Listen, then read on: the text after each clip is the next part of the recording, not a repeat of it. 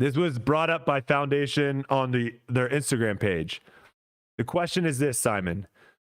If disc golf came out with an EA Sports style game, who would be the best cover? These were the 4 options. You have yourself. You have number 1 player in the world for an FPO, Kristen Tatar. You have number 1 player in the world, MPO, Calvin Heimberg. And then you have number 57th player in the world, Brodie Smith. So wow. If the Disc Golf Pro Tour was to make a game, who's making the cover? Out of that 4, I think I like best me.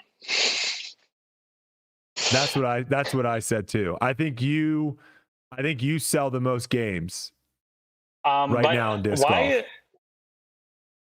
I would have made kind of a no-brainer Paul McBeth, my number 1 choice if I could choose. I mean, all the Tiger Woods games were by Tiger Woods, obviously the GOAT, and then I think Paul McBeth should go there, or Ken Climo. I would put Climo or Paul McBeth on there if I had the choice. This is what I'll say. This will be my disagreements for those two. First off, I think the Ken Climo one, it's a pretty obvious one because outside of the diehard, I mean, even we had people on this show that are listening to a disc golf podcast that really didn't have any idea about Ken Climo. I think the issue with disc golf right now is some of the history hasn't been able to kind of cross over to a lot of the new fans and new players that we have gotten the last several years. So I think Ken Climo, I don't know if he makes the list. Paul McBeth, that one I think has a chance. But wait, certainly. Are you wanting to market this game to disc golf fans or to the broader audience? Because if it's the broader audience, then it doesn't matter who's on the cover, or you don't need to know who it is. See, so I think like if we're going just like broader audience, right? Of like who's going to walk by and say like, oh, I know who that person is, right? I think I'm probably the pick out of all those. But that doesn't mean that person's going to buy that. That doesn't mean that person's going to buy the game, right? We're trying to get people to actually buy this product. And I think the only people that are going to buy this product are disc golf fans. And that doesn't mean they have to be diehard, but they have to like disc golf. And to me, that's why I think it's you over Paul, because I think Paul has the pulse over the disc golf, like hardcore fans, but you have such a bigger social media presence that you probably have a lot more of those casual fans that watch you that might not even watch the Disc Golf Pro Tour, right? And so those are the people that are going to see you on the game and decide to pick up the game because you're on there and they want to throw a Simon line or whatever it may be, right? So that's why I would say the difference. Now, if you go back to the year that he won Worlds, which was what, 2 years ago, 3 years ago, 3 years ago, right? Yeah, because it was Isaac, then it was Conrad, then him. If you do that, then I think he's the no-brainer, right? Because I don't think your YouTube is where it's at that many years ago, and then he right now is like the 6-time world champ. That would be my argument against Paul and my argument for you in that scenario. Isn't golf? I mean, in golf, it's hard to say right now, right? Tiger Woods is kind of still the most popular golfer by far, right? By far, but not even close. Yeah, not even close. But you have to remember too, golf, like Tiger Woods was the one that made golf blow up. And I think Paul obviously had a big impact on making disc golf blow up, but COVID and other things also made disc golf blow up. So that would be the only thing is like Tiger for his entire reign of golf was always not just the most popular, but always was the best golfer. And now we're seeing other people come into the picture, Calvin, Isaac, Eagle, yourself, other people come into the picture to where I don't think it's as cut and dry. Well, I would make the argument lastly that Paul is much more popular than me. At least double, actually, is what I would argue. In disc golf, you're saying? Yeah. It'd be interesting.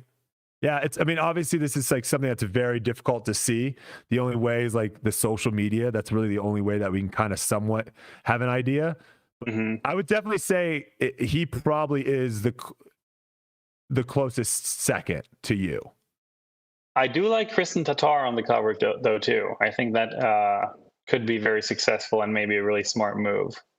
Yeah, she's also massively popular in Europe. We sometimes Yeah. are a little too American centralized, and we don't realize that like Vino, Niklas, these guys that if they come over here, they're not super popular. They go over there, they're massive. They are massive. You know, Kristen's winning awards in her country, right? So, all right, we got Yeah, $9.99 real quick. $9.99 dono. If it's just disc golf alone, then probably Simon or Calvin. If it's outside, then it's Brodie. It's between Simon or Brodie. They both have a disc in the cover, the main product you're trying to sell. I mean, if it was like a frisbee trick shot game, then I could see myself getting thrown into the mix, but it's not. We're trying to sell a disc golf game. So that's where I don't think I actually am close to you or Paul in that. So I've been playing Yep. I've been playing the Tiger Woods games my entire life. It was literally like a childhood thing for me that every morning I would get up before school and play a round of golf with my dad. That was like our bonding hour in the early mornings. Like sometimes I would get up at like 6 in the morning, 5 in the morning, just to play a round of golf. Tiger Woods golf, like 2003, 2004. Those were our games. That was like our thing, our father son thing to do. It was like so special. And of course, since those games meant so much to me and were such a big part of my childhood, it was like, I'm not exaggerating, every day we did that every morning. It was always, of course, the dream if disc golf would ever have anything along those lines of a PDGA tour, whatever, whoever name it's going to carry.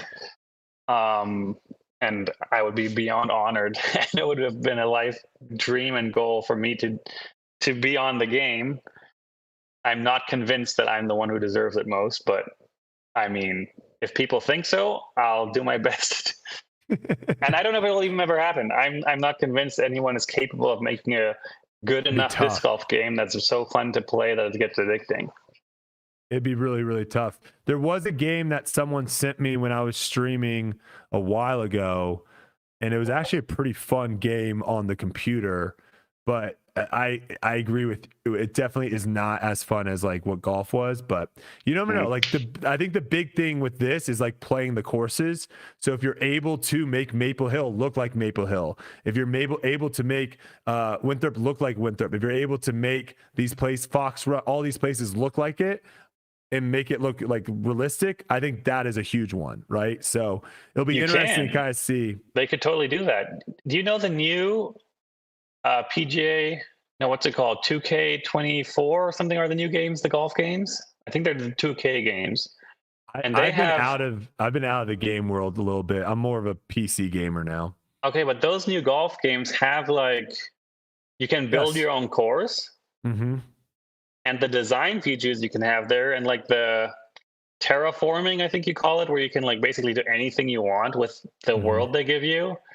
It's unbelievable. And the courses people can build on there is unbelievable. Like just random people build and publish courses on the game every day. My dad is like a huge fan of that, and he builds courses and he makes actually pretty sick golf courses. And if we could just use that, you could easily, with a bit of talent and a bit of time, recreate disc golf courses like no problem. It would take like a couple of weeks.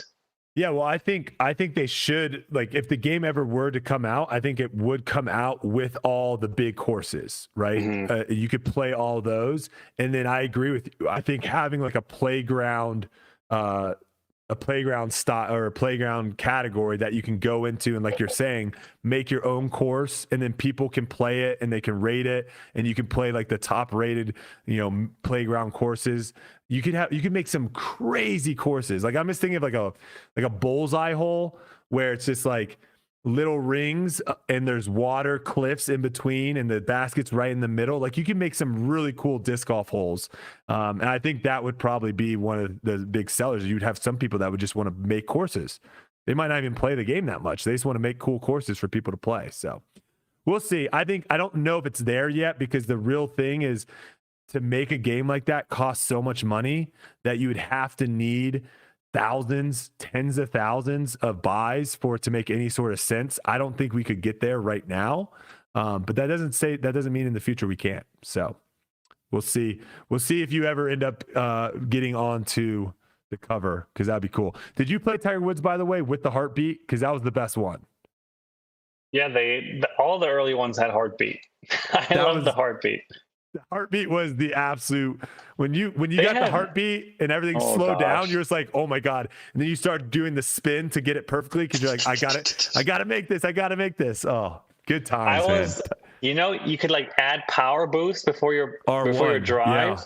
Well, I played on PlayStation. On PlayStation, I was the only one in my family who could get like the ball like full red, full power every time. I feel like I always dreamt like I was one of the best players in the world at that game. Obviously, I have no idea if that's true, but I always had like the fantasy that if there was any competitions, like I think I was like unbeatable basically in that game. I was locked in because I played every day my whole childhood. It was insane. Yeah, you just knew exactly what club to hit on every hole, what hill to hit to have it roll perfectly. Yeah, that game was fun, man. Good times. Also, shout out Mario Golf. Mario Golf also really fun.